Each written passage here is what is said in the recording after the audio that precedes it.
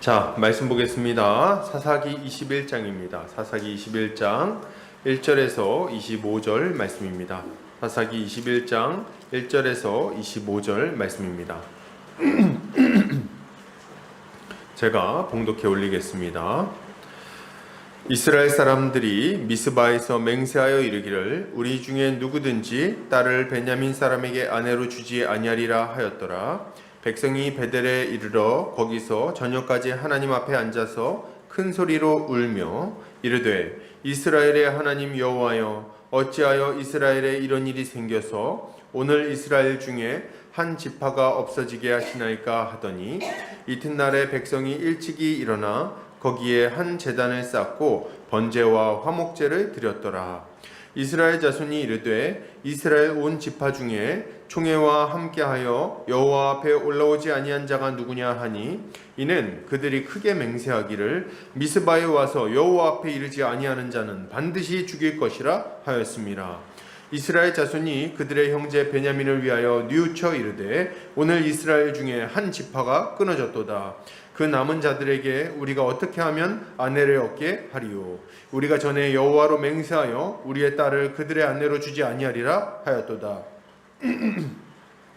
또 이르되 이스라엘 지파 중 미스바에 올라와서 여호와께 이르지 아니한 자가 누구냐 하고 본즉 야베스 길르앗에서는 한 사람도 진영에 이르러 총회에 참여하지 아니하였으니 백성을 계수할 때에 야베스 길르앗 주민이 하나도 거기 없음을 보았음이라.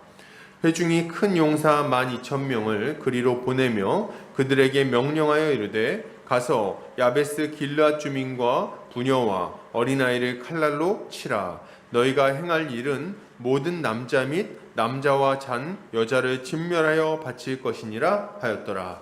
그들이 야베스 길르앗 주민 중에서 젊은 처녀 400명을 얻었으니 이는 아직 남자와 동침한 일이 없이 남자를 알지 못하는 자라. 그들을 실로 진영으로 데려오니 이곳은 가나안 땅이더라.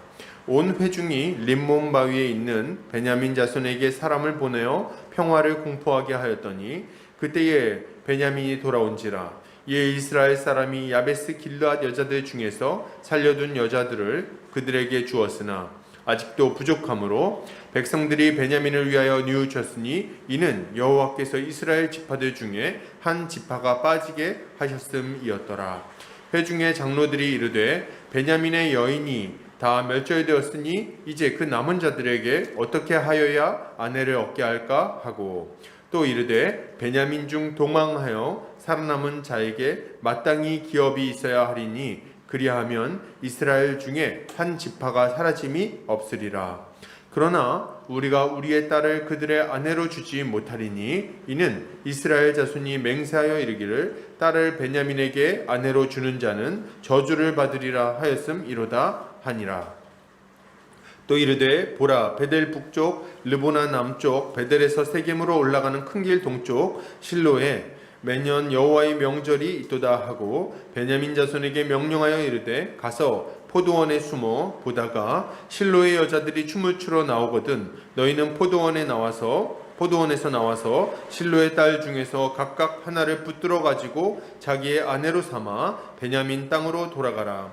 만일 그의 아버지나 형제가 와서 우리에게 시비하면 우리가 그에게 말하기를 청하건대 너희는 우리에게 은혜를 베풀어 그들을 우리에게 줄지니라. 이는 우리가 전쟁할 때에 각 사람을 위하여 그의 아내를 얻어주지 못하였고 너희가 자의로 그들에게 준 것이 아니니 너희에게 죄가 없을 것임이니라 하겠노라 하매 베냐민 자손이 그같이 행하여 춤추는 여자들 중에서 자기들의 숫자대로 붙들어 아내로 삼아 자기 기업에 돌아가서 성읍들을 건축하고 거기에 거주하였더라. 그때에 이스라엘 자손이 그곳에서 각기 자기의 지파 자기의 가족에게로 돌아갔으니 곧 각기 그곳에서 나와서 자기의 기업으로 돌아갔더라. 그때에 이스라엘에 왕이 없으므로 사람이 각기 자기의 소견에 옳은 대로 행하였더라. 아멘. 사사기 21장 1절에서 25절까지 문제를 수습하고 해결하는 교회라는 제목으로 말씀을 보도록 하겠습니다. 교회를 우리가 부를 때 흔히 세상의 빛과 소금이다. 이렇게 말을 합니다. 그렇죠? 교회는 세상의 빛과 소금입니다. 교회를 소금이라고 할 때 소금은 첫째로 변하지 않는다는 의미를 가지고 있고, 둘째로 맛을 낸다는 의미를 가지고 있으며, 셋째로 부패를 막는다는 의미를 가지고 있습니다. 그러니까 교회는 변함없는 진리를 담지하고 있는 공동체이며, 세상 속에서 진리 안에 있는 기쁨과 즐거움을 드러내는 공동체이고, 악한 세상이 더 악해지지 않도록 막아내는 공동체라고 할 수 있는 것입니다. 또한 교회를 빛이라고 할 때 그것은 교회 안에 빛나는 진리와 거룩한 삶, 그리고 그 가운데 하나님의 영광이 밝히 빛난다는 것을 의미합니다. 그리고 이 진리의 빛으로 세상을 비추어서 세상의 어둠, 그리고 무지와 죄악된 삶을 걷어내고 하나님께로 그들을 인도하는 역할을 감당한다는 의미를 가지고 있기도 합니다. 그러니까 교회가 세상의 빛과 소금이다, 이렇게 이야기할 때 그 의미는 교회는 진리를 담지하고 있는 진리의 공동체이며, 거룩한 삶으로 세상을 비추고 인도하는 역할을 감당한다고 말할 수 있는 거예요. 그런데 만약 교회가 이런 교회가 서로 사랑하는 거룩한 모습을 잃어버리고 분열하고 다투며 죄 가운데 거하게 된다면, 그러면 어떻게 될까요? 그러면 교회가 아닌 건 아니죠. 그렇게 한다 그래도 교회이기는 합니다. 그러나 만약 그렇게 우리가 그런 빛과 소금의 모습을 보이지 못한다면, 그런 모습을 잃어버린다면, 우리는 세상 속에서 우리의 영향력을 잃어버리고 또 우리의 사명을 힘있게 감당하지도 못하게 될 것입니다. 그렇기 때문에 교회는 계속해서 하나님의 말씀을 따라 거룩하고 복된 사랑의 공동체로 세워져 갈 수 있도록 힘써야 하는 거예요. 그러나 여러분, 우리가 이렇게 힘쓴다고 해도 교회 안에는 어쩔 수 없이 이러저러한 문제가 생기게 마련입니다. 그죠? 교회가 아마 진리의 공동체고, 그리고 거룩한 공동체고, 그죠? 그런 모습을 우리가 가지고 있죠. 우리 보금자리 교회 안에 보면은 이 진리를 사모하는 마음이 있지 않은가, 이런 생각을 하면서 굉장히 마음이 기쁩니다.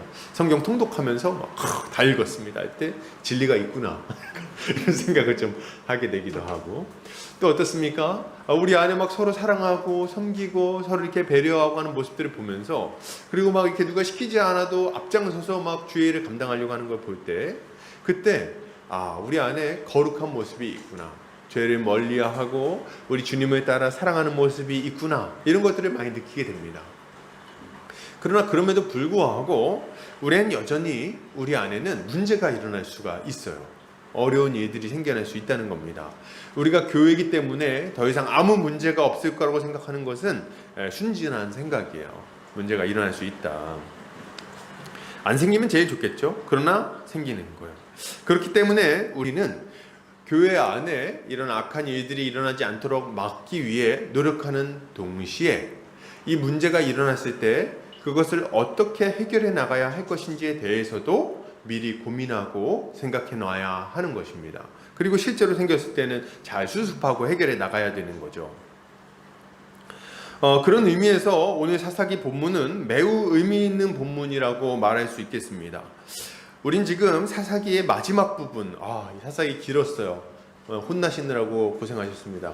아주 이 사사기 21장 동안 계속 우리가 이제 참 괴로웠죠. 우리의 모습을 많이 보기도 했고, 이 사사기 이제 끝을 보고 있는데, 이제 오늘 본문은 이스라엘 백성들 안에 일어났던 끔찍한 내전을 마치고 이제 그 뒷수습을 어떻게 하는가, 어떻게 그것을 마무리하고 있는가에 대해서 다루고 있습니다. 기브아 사람들의 악한 행동과 베냐민의 폐역하고 완악한 반응은 하나님의 심판을 받았어요. 결국 그래서 완전히 망해버렸고 그들의 성읍은 완전히 망해버렸고 베냐민 지파는 바위 틈에 숨은 림몬 바위죠. 림몬 바위 틈에 숨은 600명을 제외하고는 아무도 살아남지를 못했습니다. 남녀노소 불구하고 완전히 진멸을 당하고 말았어요. 본문의 표현대로 하자면 이스라엘의 한 지파가 완전히 끊어질 지경이 된 겁니다. 오늘 본문은 이런 난처한 상황 속에서 이스라엘 사람들이 어떻게 이 문제를 수습하고 해결해 나갔는지를 보여줍니다. 그래서 우리가 이걸 보면서 우리가 어떻게 교회에 문제가 생겼을 때 그것을 해결하고 또 그 뒷수습을 해나갈 것인가, 이걸 좀 생각해야 될 텐데요. 안타깝게도 오늘 본문은 모범이 되지는 못합니다. 오늘 본문을 보고 이대로 해야지 하면은 큰일 납니다. 그래서 이걸 오늘 본문은 어떤 정성적인 모범으로서의 역할을 감당하기보다는 우리의 반면교사로서 우리가 무엇을 주의해야 하는지, 그리고 이것을 볼 때 우리는 어떻게 살아가야 할 것인지에 대해서 고민을 보게 만드는 거예요. 우리 오늘 본문을 통해서 이스라엘 백성들의 이런 모습을 통해서 우리가 교회의 문제를 해결하고 수습해 나갈 때 어떻게 해야 할 것인지를 함께 살펴보도록 하겠습니다. 자, 오늘 본문은 이스라엘 사람들의 맹세로 시작합니다. 1절, 이스라엘 사람들이 미스바에서 맹세하여 이르기를 우리 중에 누구든지 딸을 베냐민 사람에게 아내로 주지 아니하리라 하였더라. 이스라엘 사람들은 전쟁이 끝난 이후에 한 가지 맹세를 합니다. 아마 마음이 이렇게 그냥 잘 이렇게 고민하다가 딱 결정한 건 아닌 것 같고요. 전쟁이 끝나고 막 그 흥분된 상태 속에서 맹세를 했던 것 같아요. 뭐 자기들 사람들도 많이 죽었기도 하고, 뭐 그쪽에 있는 사람들 많이 죽이기도 했지 않습니까? 그러니까 이제 막 흥분한 상태에서 맹세를 했는데 굉장히 어리석은 맹세를 하고 말죠. 그 맹세가 뭡니까? 베냐민 사람들과 절대로 통혼하지 않겠다는 맹세를 한 겁니다. 이후에 이들은 베델에서 울면서 막 기도를 하는데 황당하게도 하나님을 원망하는 기도를 막 합니다. 3절, 이르되 이스라엘의 하나님 여호와여, 어찌하여 이스라엘에 이런 일이 생겨서 오늘 이스라엘 중에 한 지파가 없어지게 하시나이까 하더니, 아니 하나님이 언제 이런 일이 일어나게 했습니까? 하지 말라 그랬지. 근데 자기들이 뭐 죄를 짓는 것도 자기들이 지었죠. 회개도 자기들이 안 했죠. 그러나 전쟁 벌어졌을 때 잔인하게 죽인 것도 누굽니까? 자기들이요.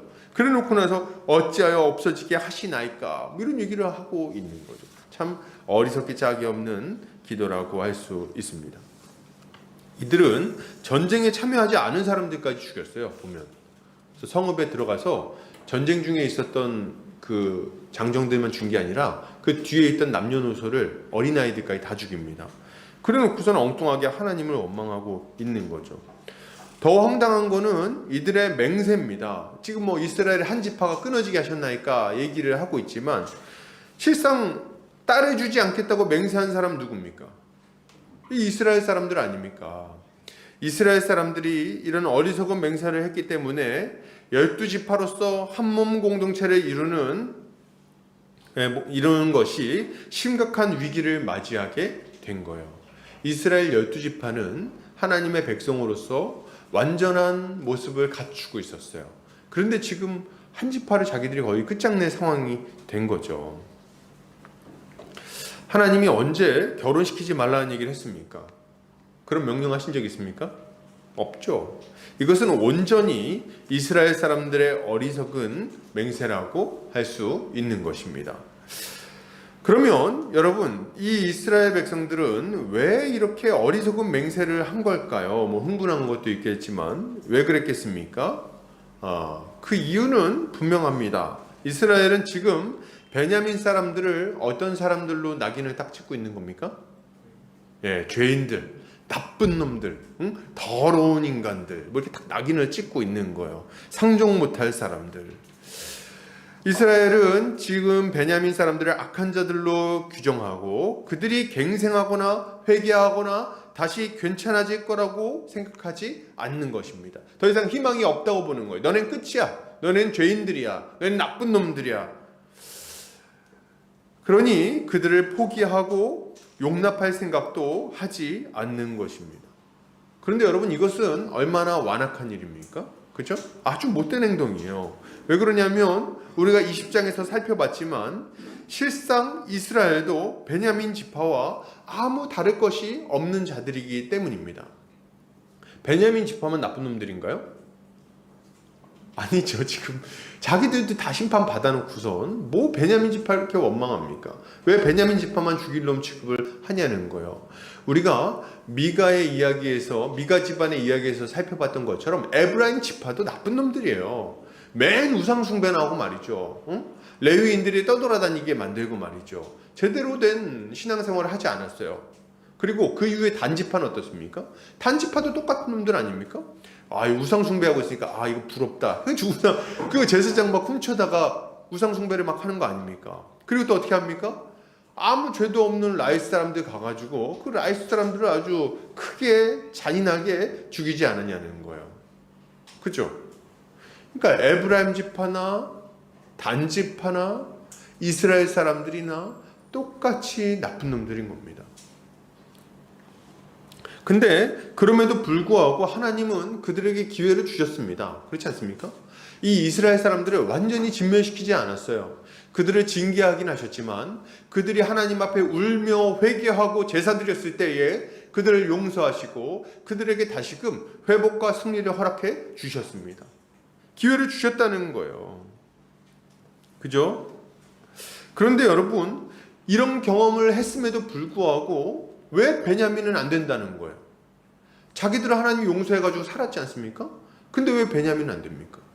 왜 베냐민 지파가 다시금 온전한 모습을 갖추고 그들과 동일한 형제로서의 역할을 감당하면 왜 안 됩니까? 왜 통원하면 안 되냐는 거예요.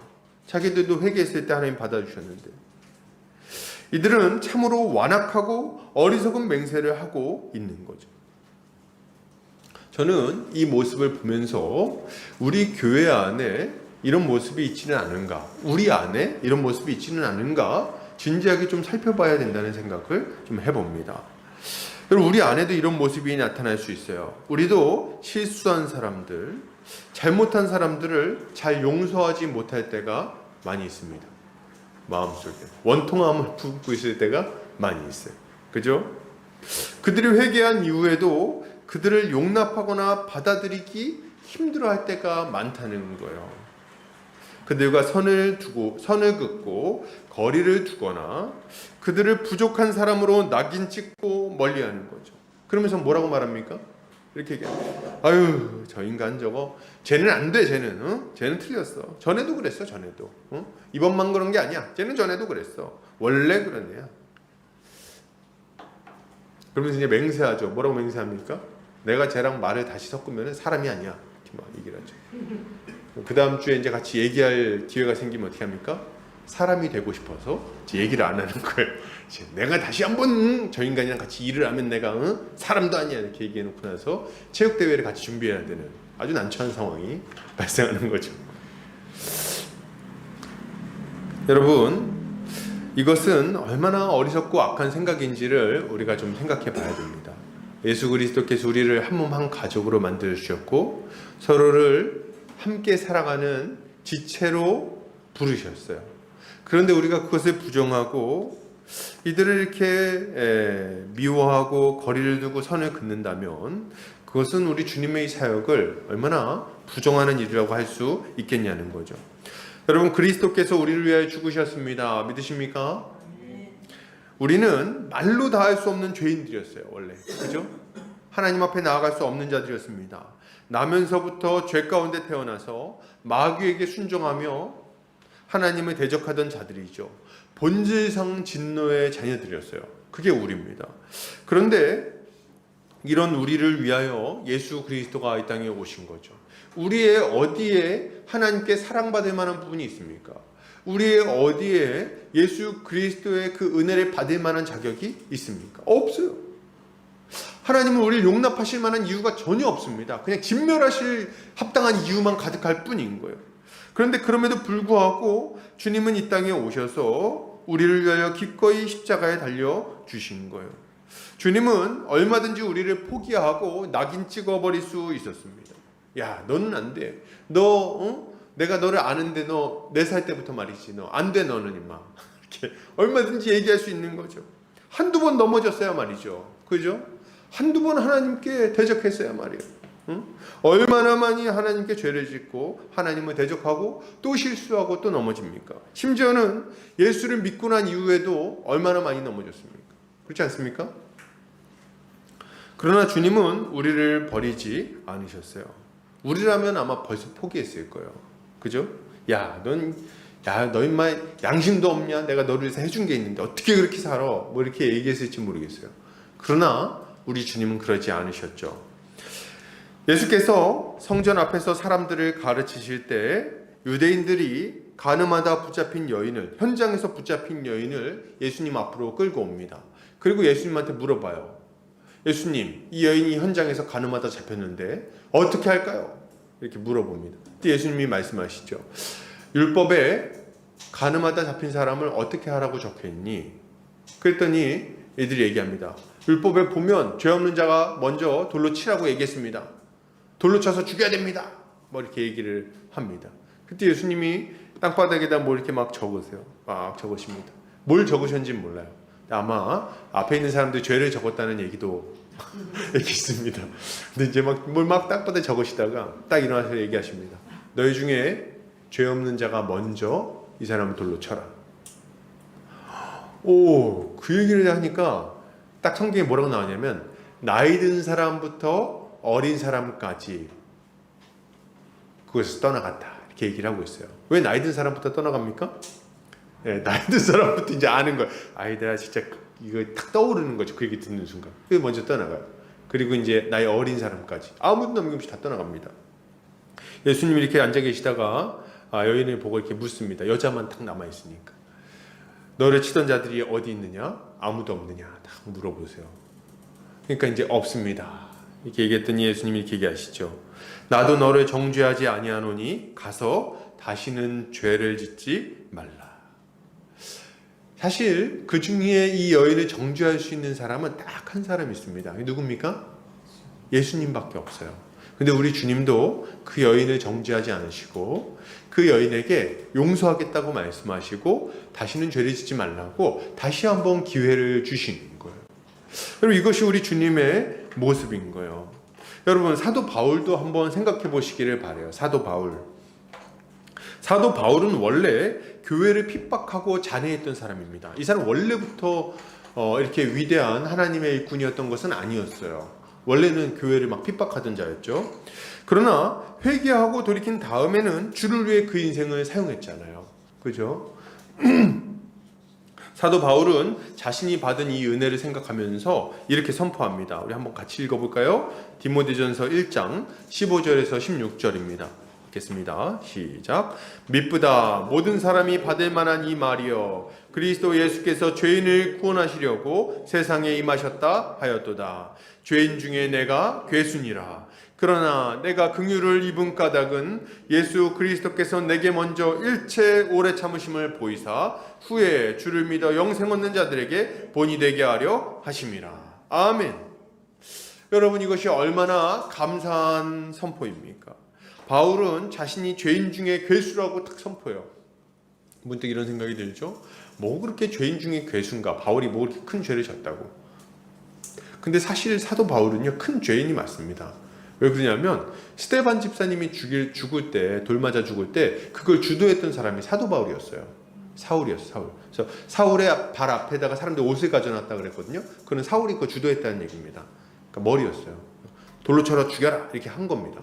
실제로 스데반 집사를 죽인 사람은 사울이라는 거예요. 그리고 그뿐만 아니라 그 이후에도 예루살렘에 있는 교회들을 아주 잔해했다 그랬어요. 잔인하게 핍박했다는 얘기거든요. 막 끌고 가가지고 채찍질하고 막 죽이고 괴롭히고 막 했다는 거예요. 이걸 사도 바울이 했던 일입니다. 그리고 얼마나 열심히 있었는지 예루살렘에 있는 사람들만 죽일 것이 아니라 저 바깥으로 도망간 놈들까지 다 죽여야 되겠다 생각하고 다메섹으로 이 그리스도인들 잡아올 그 명령서를 가지고 다메섹으로 막 갔던 사람입니다. 아주 열심히 했던 사람이에요. 그럼에도 불구하고 주님은 이 사도 바울을 용서해 주셨죠. 그리고 그를 영광스러운 하나님의 일꾼으로 세워주셨어요. 바울은 이렇게 하신 이유를 뭐라고 말합니까? 이렇게 하신 이유는 오고 오는 모든 세대 가운데 하나님의 은혜가 얼마나 큰지를 보여주고 그들도 하나님께 나아오도록 하려는 것이라고 선포하고 있는 거예요. 할렐루야. 이게 얼마나 감사한 일입니까? 와, 이제 사도 바울이 이런 거지. 야, 니네 나를 봐라. 나같이 하나님의 일꾼을 돌로 쳐서 죽이고 하나님의 교회를 핍박했던 사람도 이렇게 회개하고 하나님 앞에 나가니까 예수 그리스도의 이름을 붙드니까 그가 나를 용서하고 하나님의 자녀로 받아주지 아니하셨느냐. 죄인 중에 괴수 같은 나도 용서해 주셨는데 너희를 어떻게 용서하지 않으실 수 있겠는가. 믿음으로 주님께 나오면 누구든지 다 받아주실 것이다. 이렇게 얘기를 하는 거죠. 그러니 우리가 이 소식을 들을 때 기뻐하지 않을 수 없는 거예요. 그러니 여러분, 이것을 생각할 때, 우리가 받은 이 은혜를 생각해 볼 때 우리가 형제 자매들을 보면서 가져야 될 마땅한 마음은 뭘까요? 마땅한 마음은 뭐겠어요? 예, 우리는 그들을 형제로, 또 나와 한 몸 한 가족인 지체로 받아들여야 하겠습니다. 그들은 안 된다고, 틀렸다고, 더 이상 좋아질 게 없다고 말하지 않아야 되겠어요. 저 사람 원래 그래, 쟤는 틀렸어, 쟤는 바뀌지 않을 거야. 아니요! 왜 안 바뀝니까? 여러분, 우리도 만약 우리 주님이 우리를 보면서 쟤는 틀렸어, 그랬으면 어떻게 했겠어요? 그럼 우리 주님이 우리를 받아주셨겠습니까? 아니죠. 우리 주님이 우리를 받아주시고 우리를 변화시켜서 하나님의 자녀로 만들어 점점 더 온전한 모습을 갖추게 하셨다면 기꺼이 우리 형제를 향해서도 그런 일을 이루어 주실 거예요. 믿으시기 바랍니다. 여러분, 우리 주님이 살아 계세요. 그러니 안 될 것이 뭡니까? 다메섹에 살고 있던 아나니아는, 여러분, 다메섹에 아나니아라는 사람이 살았어요. 아나니아 삽비라 할 때 아나니아가 아닙니다. 아나니아라는 사람이 있는데 이 사람은 좀 신실한 사람이었습니다. 근데 이 사람이 이 다메섹에 살고 있는데 어느 날 주님이 딱 계시를 주십니다. 지금 어디로 가면 사울이라는 사람이 눈이 멀어서 누워있을 것인데 그 사람에게 가서 안수해라. 그래서 보게 해라. 이렇게 얘기를 하십니다. 그랬더니 이 아나니아가 딱 그 얘기 듣고 깜짝 놀랍니다. 왜냐하면 사울은 예루살렘에서 사람을 죽이던 사람이거든요. 교회를 핍박하던 사람이거든요. 그 사람이 여기도 와가지고 우리를 핍박하려고 한다는 걸 알고 있거든요. 그러니까 뭐라고 말합니까? 이 사람이 그렇게 경건한 사람이었음에도 불구하고 이렇게 말합니다. 사도행전 9장 13절입니다. 아나니아가 대답하여 이르되 주여, 이 사람에 대하여 내가 여러 사람에게 듣사온즉 그가 예루살렘에서 주의 성도들에게 적지 않은 해를 끼쳤다 하더니, 이 사람에게도 선입견이 있었어요. 여러 사람에게 들었어요. 어떤 얘기 들었습니까? 저 사람은 교회를 핍박하는 사람이야. 저 사람은 악한 사람이야. 저 사람은 하나님의 자녀가 될 수 없는 사람이야. 저 사람을 그냥 용납했다면 큰일 날 사람이야. 여러 사람에게 들었어요. 이런 선입견을 가지고 우리 주님의 계시를 받았음에도 불구하고 그것을 거절하는 말을 하고 있는 것입니다. 여러분, 우리도 이런 모습을 가질 수 있어요. 여러 사람에게 들을 수 있겠죠. 쟤는 틀렸어. 저번에도 그랬고 또 저번에 이런 문제가 있었어. 그때 그 얘기했는데 말도 안 듣고 틀려먹었어. 여러 사람에게 얘기를 들었을 수 있겠죠. 우리도 동일한 그런 선입견을 가질 수 있습니다. 그러나 그럼에도 불구하고 주님이 뭐라고 말씀하십니까? 이렇게 얘기하시는 거예요. 그는 내가 이방인을 위하여 세우신 나의 사도다. 나의 일꾼이다. 그러니 네가 가서 그에게 안수해야 되겠다. 얘기를 하시는 거예요. 여러분, 우리도 우리 주님이 우리에게 이런 말씀을 주고 계시다는 것을 기억해야 되겠습니다. 이 아나니아의 선입견은 그가 주의 명령에 순종했을 때 깨지게 되는 거죠. 그는 선입견을 버리고 주의 명령에 순종했고 그 순종으로 인해서 이 사울은 감았던 눈을 뜨게 됩니다. 그리고 위대한 하나님의 일꾼으로 세워지게 되는 거예요. 여러분, 우리도 이런 모습을 가져야 되겠습니다. 형제 자매를 볼 때 안 된다고 생각하지 마세요. 저 사람 틀렸어. 안 틀렸어요. 틀리긴 뭐 틀려. 그렇게 생각하는 게 틀렸죠. 그러면 안 돼. 우리는 오히려 우리 주님께서 그를 어떻게 변화시키실 것인가를 기대하고 그를 위해 기도하고 그에게 나아가야 할 것입니다.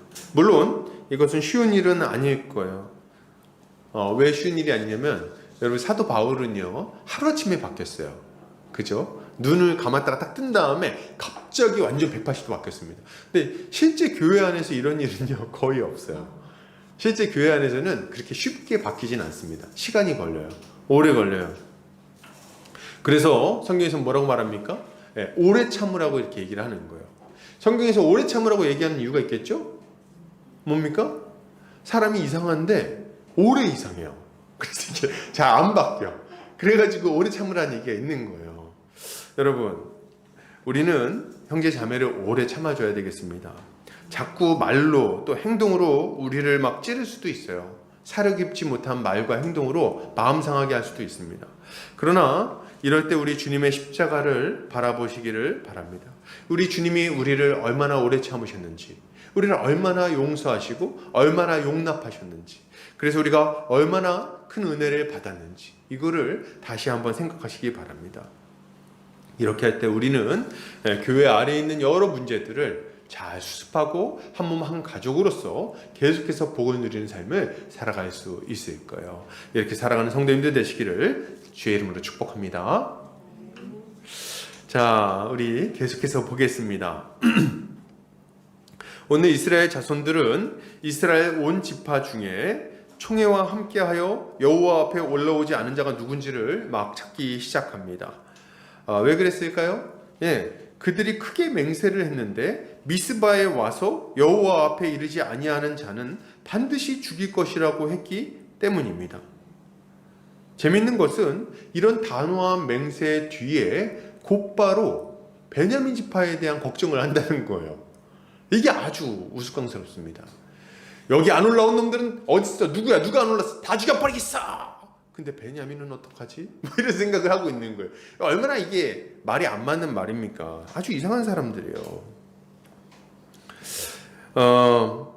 이들이 이제 근데 걱정하는 것도 무슨 걱정인가 보면 더 웃깁니다. 베냐민 지파 사람들에게 시집을 보낼 사람이 없는데 지파가 끊어지면 어떡하나 이런 걱정을 지금 하고 있는 거예요. 그리고 나서 누가 안 왔는지를 물색을 했더니 누가 안 왔어요? 야베스 길르앗 사람들이 이 미스바에 오지 않았다는 게 발견이 됩니다. 그래가지고 곧바로 이 사람들을 치려고 큰 용사 12,000명을 보냅니다. 뭐 큰 용사를 이런 데다 보냅니까? 그래가지고 이게 지금 가나안 사람들이 치러 보낸 게 아니에요. 자기 동포를 죽이려고 지금 보낸 겁니다. 저는 이게 너무 말이 안 된다고 생각하는 게, 여러분 보면서 이 길르앗 야베스 놈들 이럴 때도 빠지고 말이지, 아무튼 교회 모일 때 빠진 놈들은 가만두지 말아야 돼, 이런 생각하면 안 돼요. 여러분 보세요. 미스바 광장에 이 이스라엘 전역에 있는, 가나안 땅 전역에 있는 이스라엘 사람들이 다 모일 수 있습니까? 못 모이죠. 당연히 못 모이는 거예요. 대표만 가는 거예요. 근데 대표만, 사실 이게 정확하게 나오진 않아요. 근데 생각해보면은 그럴 수도 있는 거 아닙니까? 대표만 가는데 이 길르앗 야베스가 한 5,000명 정도 되는 성읍이에요. 조그만 성읍입니다. 그럼 거기서 사람들이 몇 명 보냈을까요? 뭐 몇백 명 보냈겠죠? 근데 죽은 사람들이 몇 명이에요? 4만 명이 죽었어요. 그 중에서 이 사람들이 죽었을 수도 있는 거 아닙니까? 그러니까 제대로 알아봐야 되는 거예요. 근데 보면은 이런 것들에 대해서 알아보고 혹은 변명을, 안 났다면 뭐 이유가 있겠죠. 변명을 듣거나 하는 과정이 있습니까? 없어요. 그런 과정이 전혀 없어요. 그냥 딱 없어? 자 가자. 지금 12,000명 세워가지고 죽이러 가는 거예요. 이게 어떻게 말이 됩니까? 그리고 가가지고 다 죽여요. 다 죽입니다. 싹 다 죽이는데 남자를 알지 못한 여자들까지, 남자를 아는 여자들까지, 남녀노소 불구하고 어린아이들까지 다 죽입니다. 이거는 가나안 사람들 죽일 때 쓰는 표현이에요. 헤렘 전쟁을 벌일 때 쓰는 표현인데 이거를 지금 동족을 죽일 때 그렇게 죽였다는 겁니다. 이게 말이 되는 일입니까? 남자들만 죽이든지 말이에요. 이런 아주 끔찍한 짓을 막 하고 있는 겁니다. 그러면 왜 이렇게 했을까요? 왜 이렇게 했을까요? 그 이유는 너무 분명해요. 이 앞뒤 문맥을 계속 보면 뭐가 계속 나옵니까? 베냐민은 어떡하지?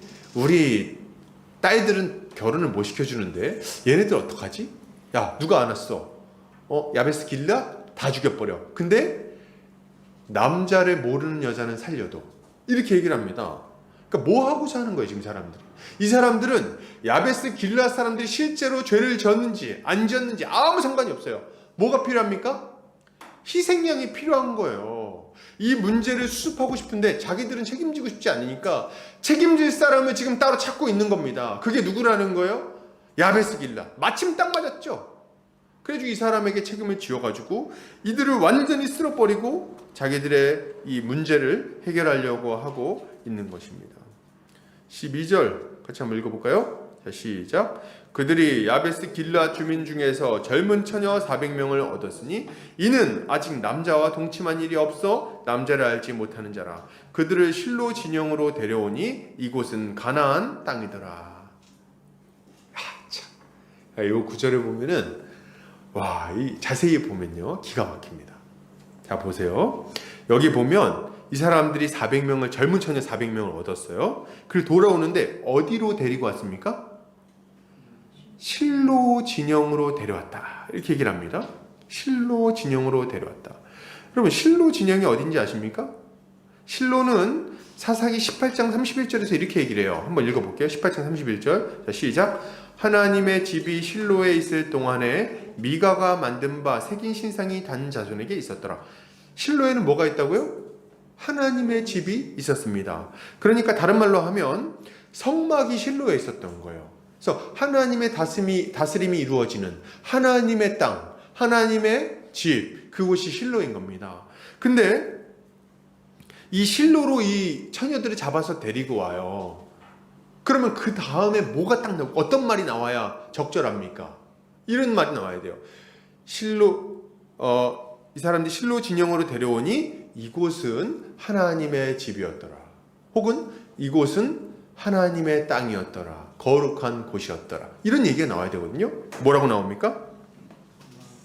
가나안 땅이었더라. 이렇게 얘기를 하는 거예요. 너무 우스꽝스러운 얘기가 지금 벌어지고 있는 겁니다. 하나님의 집이 거기 있는데, 성막이 거기 있는데 거기 어떻게 가나안 땅입니까?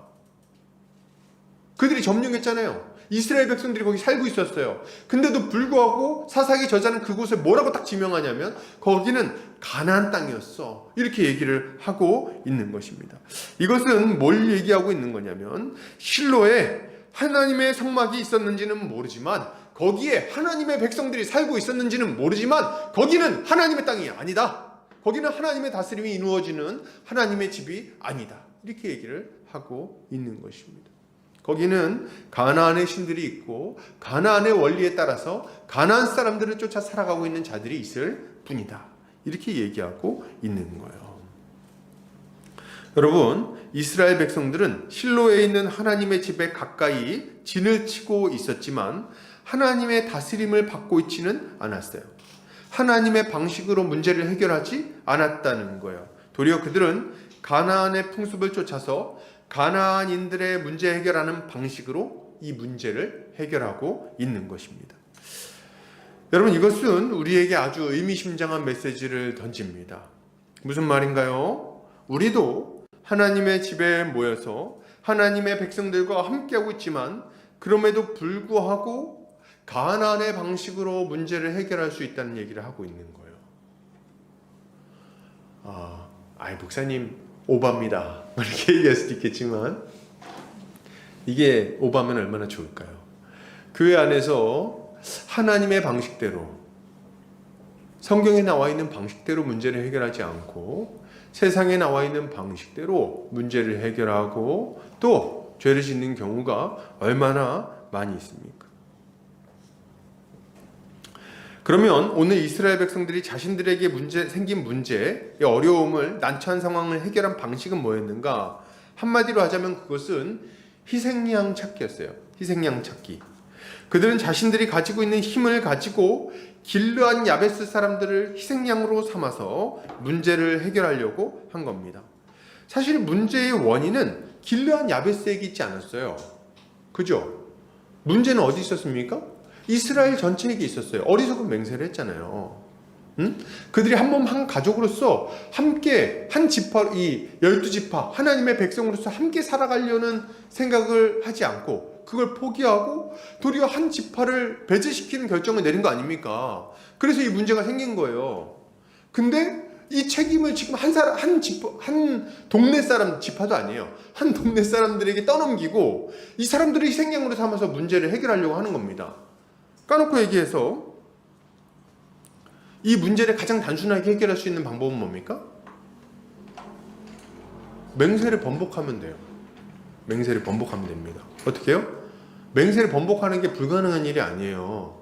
이제까지 얼마나 많이 죄를 졌습니까? 이제 와가지고 뭘 그렇게 맹세했으니까 뭐 이렇게 얘기합니까? 얼마나 많이 죄를 져놓고 나서 하나님 앞에 우리 그것도 하나님 뜻도 아닌 맹세잖아요. 어리석은 맹세 아닙니까? 딱 봐도. 그러면 하나님한테 잘못했다고 회개하면 되잖아요. 하나님 잘못했습니다. 우리가 어리석은 맹세를 했습니다. 제사를 드려야죠. 그러면 해결될 문제 아닙니까? 그리고 딸들이 주면 되는 거예요. 근데 왜 그거를 고집하면서 자기들의 잘못된 결정은 회개할 생각을 하지 않고 다른 희생양을 찾아서 이 문제를 해결하려고 하냐는 거예요. 이들은 자신들의 잘못을 돌이킬 생각은 하지 않고 엉뚱하게 길르한 야베스 사람들의 잘못을 들추어내고 있는 것입니다. 이것은 그야말로 인간적이고 세속적인 문제 해결 방식일 뿐 아니라 사탄적인 문제 해결 방식이라고 할 수 있는 거예요. 여러분, 안타까운 얘기지만 지금도 교회 안에서 이런 일들이 일어날 수 있습니다. 문제가 생겼을 때 그 책임을 어떤 사람에게 떠넘기고 그리고 책임을 지우게 하는 거예요. 다른 사람 탓을 하고 원망하면서 그 사람에게 모든 책임을 돌리고자 한다는 겁니다. 그래서 뭐라고 얘기합니까? 야, 이거 걔 때문에 그런 거 아니야. 그 인간 때문에 지금 문제가 여기까지 온 거야. 걔가 그것만 안 했어도 이런 일은 안 생겼어. 아니요, 여러분. 그렇지 않습니다. 교회는 절대로 어떤 한 사람의 문제 때문에 전체가 다 그렇게 무너지는 경우가 없어요. 공동체 전체가 견고하게 세워져 있고 함께 죄를 경계하고 또 번거하고 돌이키도록 하면 그렇게 심각한 단계까지 문제가 나아가지 않는다는 거예요. 문제는 뭡니까? 그렇게 안 했던 거죠.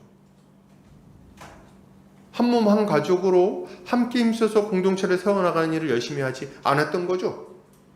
그래서 문제가 심각해진 거 아닙니까? 근데 그 책임을 어떤 한 사람에게 그냥 다 지우는 거예요. 걔 때문에 그래. 걔가 말을 함부로 해서 그런 거 아니야. 걔가 행동을 이상하게 하니까 그런 거 아니야. 그 사람이 문제를 일으켰어. 걔가 이상하게 딴 사람이랑 싸우더라고. 이런 얘기를 하면서 어떤 한 사람에게 책임을 다 지워버리는 거예요. 그리고 그 사람을 핍박하는 겁니다. 여러분, 이런 식으로 문제를 해결하는 것은 하나님의 방식이 아닙니다. 그렇게 하면 안 되는 거예요. 이것은 문제의 본질이 아닌 거죠. 문제의 본질은 뭡니까? 형제 자매가 나와 한 몸 한 가족이 되었다는 것을 믿지 않고 함께 살아가는 것을 거절한 것이 문제인 거예요.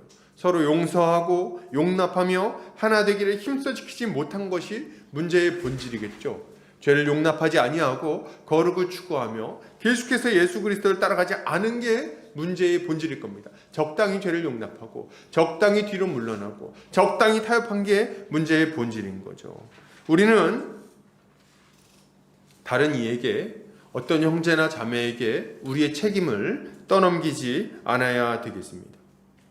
도리어 우리는 문제를 해결하기 위해 자발적으로 책임감 있는 자리로 나아가야 하는 거예요. 우리가 잘못해서 책임을 떠맡는 게 아니죠.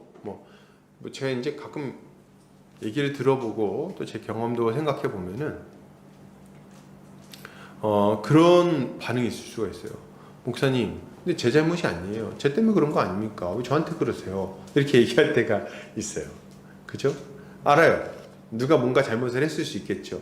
근데 그렇다고 해서 그래서 나는 아무 문제가 없다. 나는 아무 책임이 없다. 난 거기에 굳이 내가 끼어들 필요가 없다. 이렇게 얘기하는 것은 옳지 않은 얘기입니다. 아무 책임이 없다고요? 그게 형제 아닙니까? 한 몸이라면서요. 한 가족이라면서요. 우린 예수 그리스도 안에서 한 성령을 받았다면서요. 근데 누군가 잘못했는데 나랑 아무 상관없다고 말할 수 있습니까? 왜 그 잘못할 동안 안 돌아봤어요? 그 넘어지고 이상한 행동할 동안 왜 그거 지켜보고 있었습니까? 몰랐다고요? 왜 몰랐습니까? 그러면 그 지경이 되도록 왜 관심을 갖지 않냐는 거예요. 물론 지금 우리 형제자매들한테 하는 얘기는 아니에요. 잘하고 계세요. 근데 이제 만약에 그런 문제가 생겼다면 왜 그렇게 하냐는 거예요. 그래 놓고 나서 난 몰랐는데요. 전 잘못 없는데요. 아무 책임이 없습니까 정말? 우리 한 몸 한 가족인데 그게 정말 아무 문제가 없는 건가요? 그렇게 말할 수 없는 거죠. 우리는 형제 자매에게 책임을 떠넘기지 말고 책임감 있는 자리에 가서 그 문제를 해결하는데 책임을 다해야 하는 거죠. 형제를 사랑하고 교회를 사랑하기 때문에 책임감을 가지고 문제를 해결해 나가는 것입니다. 여러분, 우리 주님을 바라보시기 바랍니다. 여러분, 우리 주님에게 무슨 책임이 있어요? 여러분, 생각해 보세요. 주님한테 책임이 있습니까? 우리가 멸망당할 때 우리 멸망당하는 책임이 우리 주님께 하나라도 있습니까? 없어요. 주님은 아무 죄도 없었어요. 우리가 다 죄인이었죠. 우리가 잘못했죠. 우리가 하나님을 대적하고 원망했고 하나님의 원수로 살았죠. 그러니 우리가 심판받는 것은 마땅한 겁니다. 온전히 우리의 잘못이었어요. 그런데 우리 주님은 아무 책임이 없음에도 불구하고 기꺼이 우리를 위해 이 땅에 오셨습니다. 죄 있는 사람의 몸으로 오셨어요. 연약한 사람의 몸, 죄는 없으셨죠. 사람의 몸으로 이 땅에 오셨어요. 그리고 우리를 대신하여 그 모든 고통을 당하시고 십자가에 달리신 거예요. 왜요? 뭔가 잘못을 하셨나요? 우리한테 빚진 게 있으신가요? 아니요, 없어요. 주님은 우리에게 대하여 아무 책임이 없으십니다. 그런데 그럼에도 불구하고 우리를 온전히 사랑하심으로 이 책임을 감당하신 거예요. 마가복음 10장 45절 이렇게 말합니다. 인자가 온 것은 섬김을 받으려 함이 아니라 도리어 섬기려 하고 자기 목숨을 많은 사람의 대속물로 주려 함이니라. 아멘. 우리 주님은 기꺼이 자기 목숨을 많은 사람의 대속물로 내어주셨어요. 점도 없고 흠도 없는 어린 양이신 주님은 우리를 위하여 이 일을 행하신 겁니다. 다른 이들을 섬기기 위해서, 다른 이들을 살리기 위해서 인간의 타락으로 말미암아 시작된 이 비참한 사태를 책임지기 위하여 이 땅에 오셨다는 거예요. 그리고 십자가에 달리심으로 우리 안에 있는 이 끔찍한 미움과 분열과 좌절과 절망과 영원한 멸망을 완전히 끝장내 버리신 거죠. 우리 주님이 십자가에서 책임을 지신 거예요. 예, 우리 주님이 책임을 지셨습니다. 사랑하는 우리 형제자매님들, 우리 이것에 대해서 깊이 생각해야 되겠습니다. 주님이 이루신 일과 주님의 모범을 생각해야 되는 거예요. 우리는 다른 이들을 원망하는 것을 얼마나 좋아합니까? 원망하는 데는 아주 프로들이에요. 뭐 문제가 생기면 이거는 걔 때문에 그런 거야. 또 이런 뭐 문제가 생기면 그건 저 사람 때문에 그런 거야. 아주 핑계 대는 거, 원망하고 핑계 대는 거는 아주 프로들이죠. 프로. 아주 틈을 찾아가지고 원망하는 거.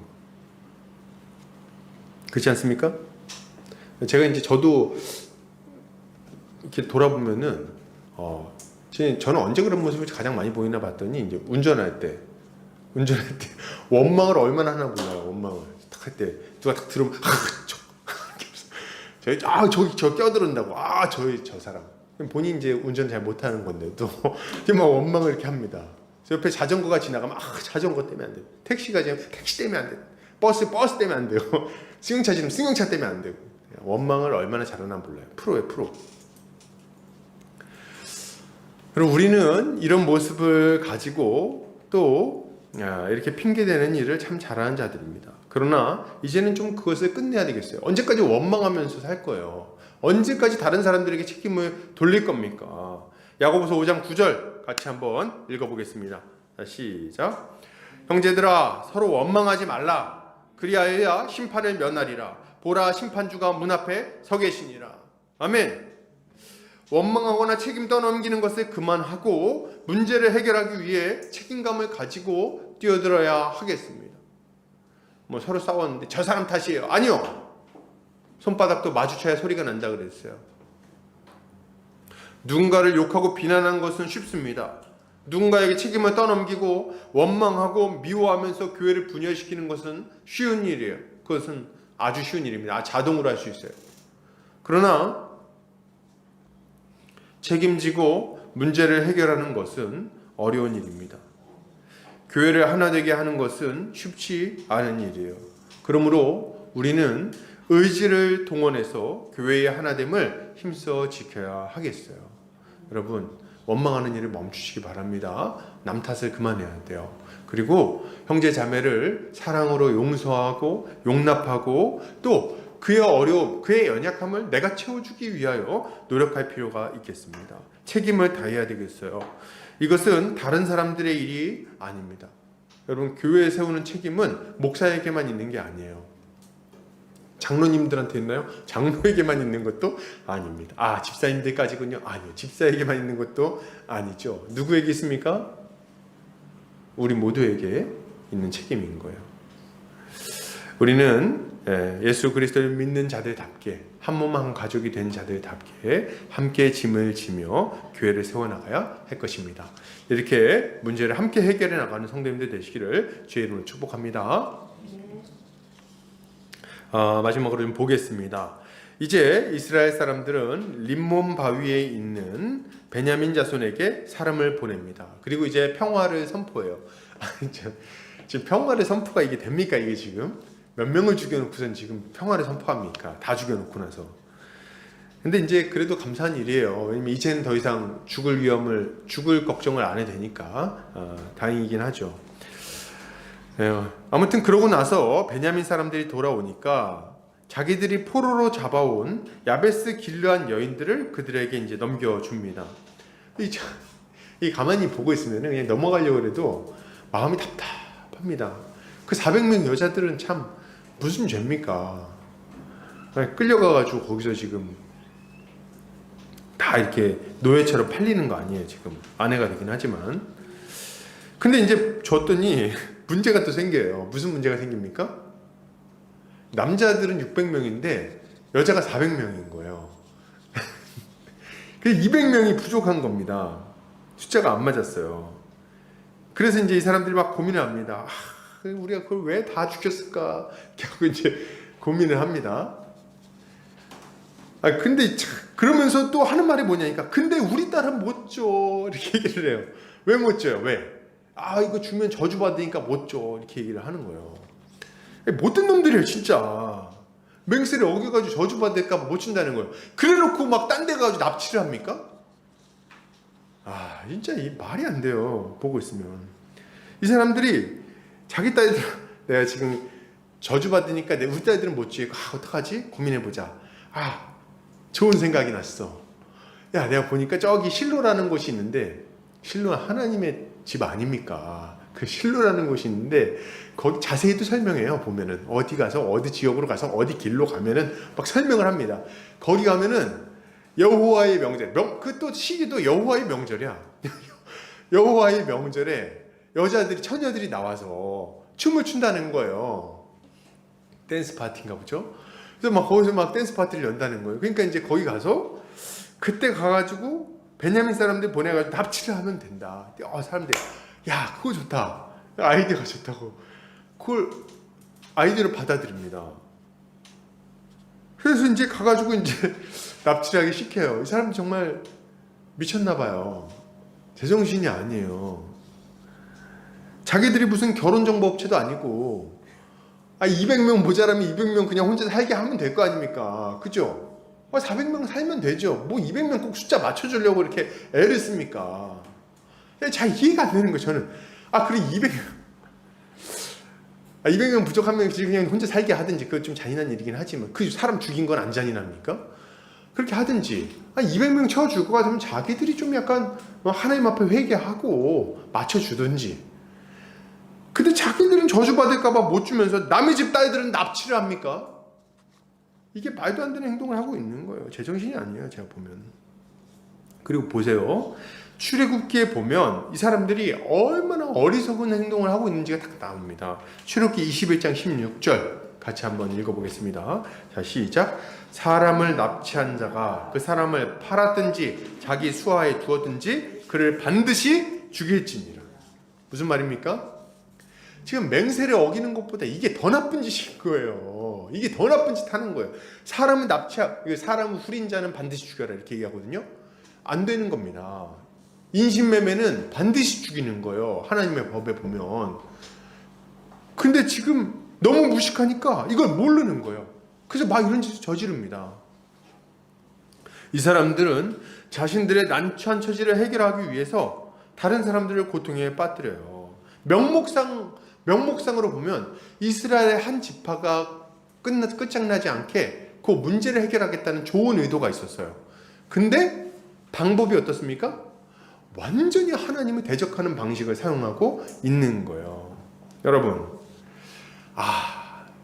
이걸 잘 생각하셔야 되겠습니다. 교회 안에서 문제를 해결할 때 꽝 잡는 게 매라는 식의 해결책은 절대로 용납할 수가 없겠습니다. 그렇게 하면 안 되는 거예요. 어찌하든지 간에 목적이 좋으면 과정은 어찌되든 상관없다고 생각하는 것은 어리석은 생각입니다. 절대 그렇지 않아요. 우리 주님은 목적뿐만 아니라 과정과 결과를 다 살펴보십니다. 주의 뜻을 이루기 위해서 거짓말을 하고, 주의 뜻을 이루기 위해 사람을 죽이고, 주의 뜻을 이루기 위해 부모에게 폐륜을 행한다면 여러분, 우리 주님이 그걸 받으시겠습니까? 안 받으시죠. 여러분, 그 이슬람 보면요, 이슬람에서는, 이슬람 사람들은 이 전도하기 위해서, 그러니까 이 알라를 믿게 하기 위해서 뭘 해도 되냐면 속여도 돼요. 그러니까 이 안 믿는 불신자들을, 이방신을 믿는 자들 속여도 됩니다. 실제 교리가 그래요. 그들 속이는 건 괜찮다고 가르칩니다. 이슬람에서는. 그리고 또 하나 뭡니까? 이 칼을 써도 돼요. 한 손엔 칼, 한 손엔 꾸란. 이게 가능해요. 얘네들은. 교리적으로 그렇게 돼요. 교리를 전파하기 위해 사람 죽이는 걸 허락하고 있다는 거예요. 그리고 또 뭐가 됩니까? 그죠? 이런 것들을 막 하고 있는 게 나쁜 놈들이에요. 그러니까 이건 진리가 될 수가 없는 거죠. 가짜 신이죠. 거짓말하는 신이 어떻게 진짜 신입니까? 이거를 비슷하게 가지고 온 게 누구냐? 네, 우리나라에서는 이단들, 각종 이단들. 특히 신천지가 요새는 아주 기승을 부리고 있는데 꼭 신천지만 그런 건 아닙니다. 보면은 다 비슷해요.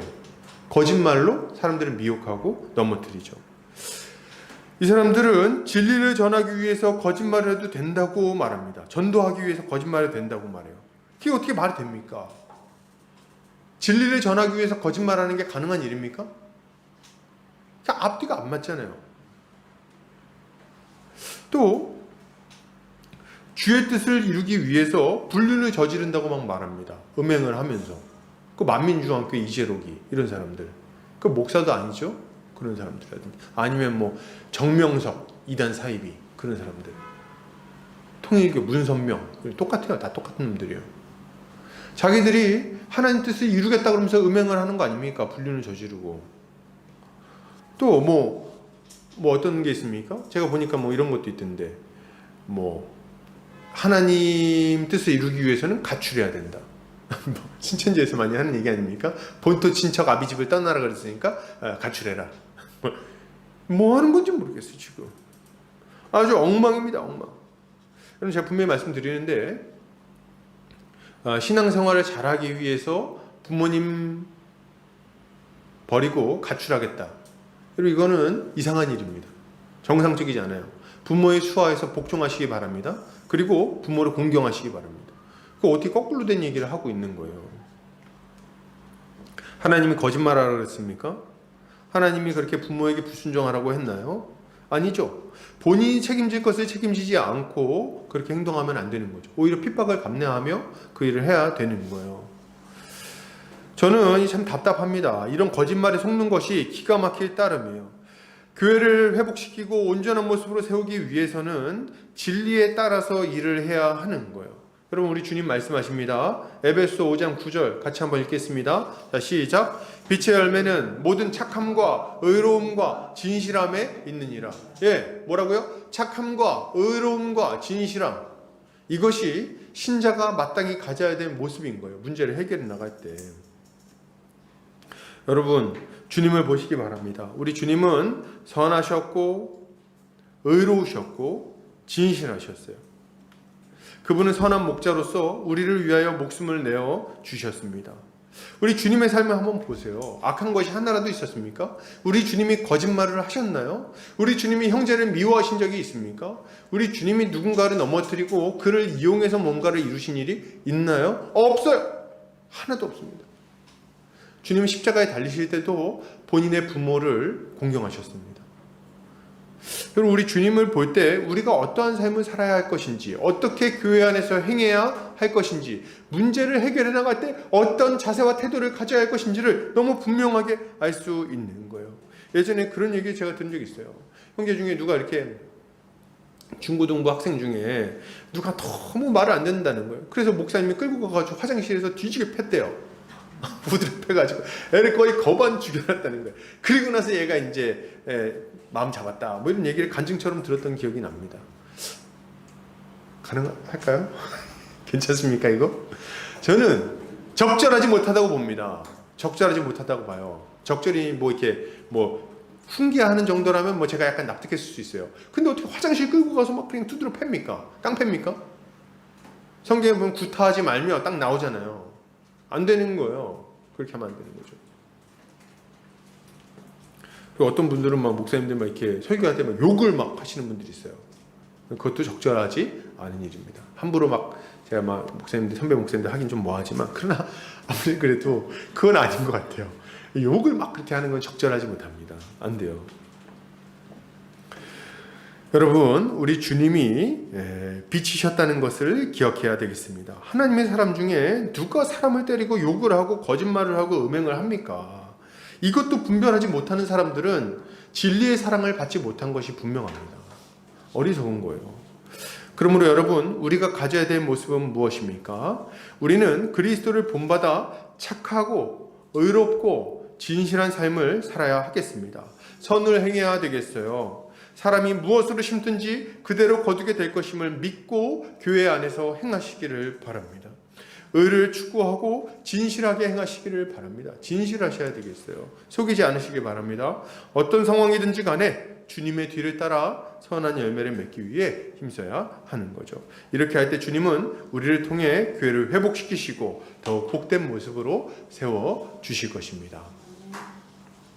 결론을 드립니다. 사랑하는 우리 형제님들, 서로 사랑하고 용서하고 용납합시다. 거룩한 공동체를 함께 이루어 나갑시다. 교회 안에 문제가 생길 수는 있지만 그 문제를 지혜롭게 잘 해결해 나갑시다. 누군가에게 책임을 돌리지 말고 한 사람 탓을 하지 말고 함께 그 문제를 지혜롭게 해결해 나감으로 우리 주님의 영광을 밝히 드러내는 우리 성도님들 되시기를 주의 이름으로 축복합니다. 다 같이 기도하겠습니다.